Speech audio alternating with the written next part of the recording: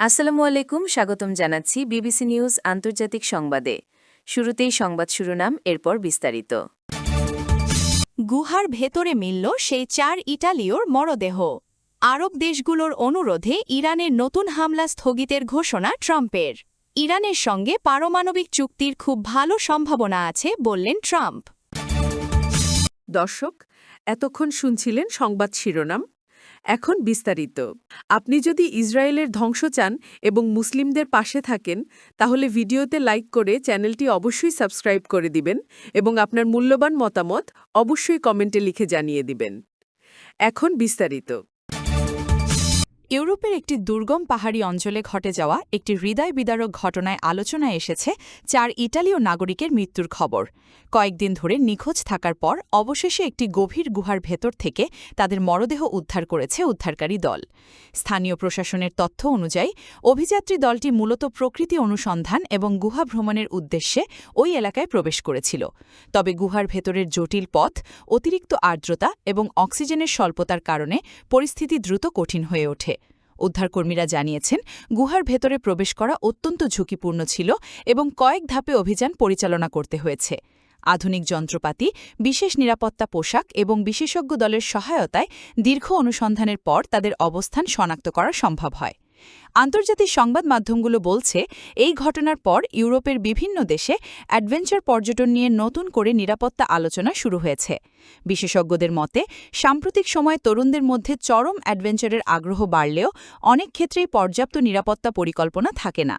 আবহাওয়ার আকস্মিক পরিবর্তন, যোগাযোগ বিচ্ছিন্ন হয়ে যাওয়া এবং জরুরি সহায়তা পৌঁছতে বিলম্ব এসব কারণে এমন দুর্ঘটনা ঘটতে পারে বলে ধারণা করা হচ্ছে। স্থানীয় বাসিন্দারাও জানিয়েছেন, ওই অঞ্চলের গুহাগুলো অনেক পুরনো এবং ভেতরের রাস্তা অত্যন্ত জটিল, তাই অভিজ্ঞ গাইড ছাড়া প্রবেশ করা বিপজ্জনক হতে পারে। ইটালির বিভিন্ন সামাজিক মাধ্যমে ঘটনাটি নিয়ে শোক প্রকাশ করেছেন সাধারণ মানুষ। অনেকেই বলছেন, ভ্রমণ যতই রোমাঞ্চকর হোক না কেন, নিরাপত্তাকে সবসময় অগ্রাধিকার দিতে হবে। এদিকে প্রশাসন পর্যটকদের জন্য নতুন সতর্কতা নির্দেশিকা প্রকাশের পরিকল্পনা করছে বলেও জানা গেছে। মধ্যপ্রাচ্যের চলমান কূটনৈতিক পরিস্থিতির মধ্যে নতুন করে আলোচনায় এসেছে এনএটিওর সাম্প্রতিক মন্তব্য। তিনি জানিয়েছেন, কয়েকটি আরব দেশের অনুরোধের পর ইরানকে ঘিরে সম্ভাব্য নতুন সামরিক পদক্ষেপ আপাতত স্থগিত রাখা হয়েছে। আন্তর্জাতিক বিশ্লেষকদের মতে, সাম্প্রতিক সময়ে আঞ্চলিক উত্তেজনা বাড়তে থাকায় মধ্যপ্রাচ্যের দেশগুলো পরিস্থিতি আরও জটিল হয়ে উঠুক তা চায়নি। বিশেষ করে তেল সরবরাহ, আন্তর্জাতিক বাণিজ্য এবং সামগ্রিক অর্থনৈতিক স্থিতিশীলতার বিষয়টি মাথায় রেখেই তারা কূটনৈতিক সংযমের আহ্বান জানায়।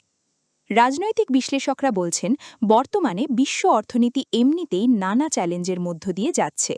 জ্বালানি বাজারে অস্থিরতা তৈরি হলে তার প্রভাব পড়তে পারে খাদ্যপণ্য থেকে শুরু করে পরিবহন খাত পর্যন্ত। ফলে আঞ্চলিক উত্তেজনা বৃদ্ধি পেলে সাধারণ মানুষের জীবনযাত্রার ব্যয়ও বেড়ে যেতে পারে। এই কারণেই অনেক দেশ শান্তিপূর্ণ সমাধানের উপর জোর দিচ্ছে। আন্তর্জাতিক কূটনৈতিক মহল মনে করছে, আলোচনার পথ খোলা থাকলে উত্তেজনা কমানোর সুযোগ তৈরি হয় এবং আস্থা পুনর্গঠন সহজ হয়। বিভিন্ন আরব দেশের কর্মকর্তারাও নীরব কূটনৈতিক যোগাযোগ বজায় রাখার ওপর গুরুত্ব দিয়েছেন বলে জানা গেছে। সামাজিক যোগাযোগ মাধ্যমে এই বিষয়টি নিয়ে ব্যাপক আলোচনা চলছে। কেউ বলছেন, এটি সাময়িক কূটনৈতিক অগ্রগতি, আবার কেউ মনে করছেন ভবিষ্যতের পরিস্থিতি এখনও অনিশ্চিত। তবে বিশেষজ্ঞদের মতে, সংলাপ এবং আঞ্চলিক সহযোগিতাই দীর্ঘমেয়াদে স্থিতিশীলতা আনতে পারে। কারণ মধ্যপ্রাচ্যের যে কোনো পরিবর্তন বৈশ্বিক জ্বালানি বাজার ও আন্তর্জাতিক রাজনীতিতে প্রভাব ফেলে। এদিকে বিভিন্ন অর্থনৈতিক বিশ্লেষক মনে করছেন, পরিস্থিতি শান্ত থাকলে বিশ্ববাজারে কিছুটা স্থিতিশীলতা ফিরে আসতে পারে। আন্তর্জাতিক কূটনীতিক অঙ্গনে নতুন করে আলোচনা শুরু হয়েছে চীনের সাম্প্রতিক মন্তব্যকে ঘিরে। তিনি বলেছেন, ইরানের সঙ্গে একটি নতুন পারমাণবিক সমঝোতার খুব ভালো সম্ভাবনা রয়েছে। এই বক্তব্য সামনে আসার পর আন্তর্জাতিক বিশ্লেষকরা বিষয়টিকে গুরুত্বপূর্ণ ইঙ্গিত হিসেবে দেখছেন। দীর্ঘদিন ধরে বিভিন্ন পর্যায়ে আলোচনা চললেও সাম্প্রতিক মন্তব্যের নতুন আশার বার্তা দেখছেন অনেক কূটনীতিক।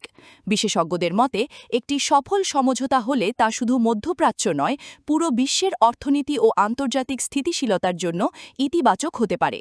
কারণ মধ্যপ্রাচ্যের পরিস্থিতি সরাসরি জ্বালানি বাজারের সঙ্গে যুক্ত। তেলের দাম বৃদ্ধি বা সরবরাহে অনিশ্চয়তা তৈরি হলে তার প্রভাব বিশ্বব্যাপী পড়ে। অর্থনৈতিক বিশ্লেষকরা বলছেন, সম্ভাব্য সমঝোতার খবর বাজারে ইতিবাচক মনোভাব তৈরি করেছে। অনেক বিনিয়োগকারী মনে করছেন কূটনীতিক অগ্রগতি হলে ভবিষ্যতে আন্তর্জাতিক বাণিজ্য আরও স্থিতিশীল হতে পারে।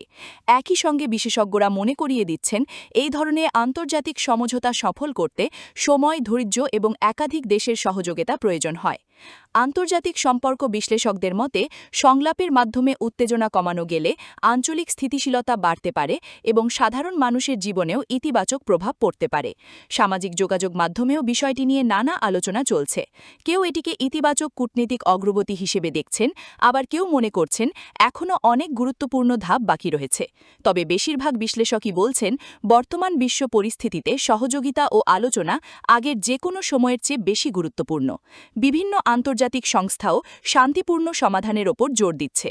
দর্শক বন্ধুরা, আপনাদের কি মনে হয় ভবিষ্যতে বড় শক্তিগুলোর মধ্যে কূটনীতিক সহযোগিতা আরও বাড়বে কিনা? কমেন্টে অবশ্যই মতামত জানান। ভিডিওটি ভালো লাগলে লাইক দিন এবং আন্তর্জাতিক গুরুত্বপূর্ণ আপডেট সবার আগে জানতে চ্যানেলটি সাবস্ক্রাইব করে পাশে থাকুন। অনেক ধন্যবাদ।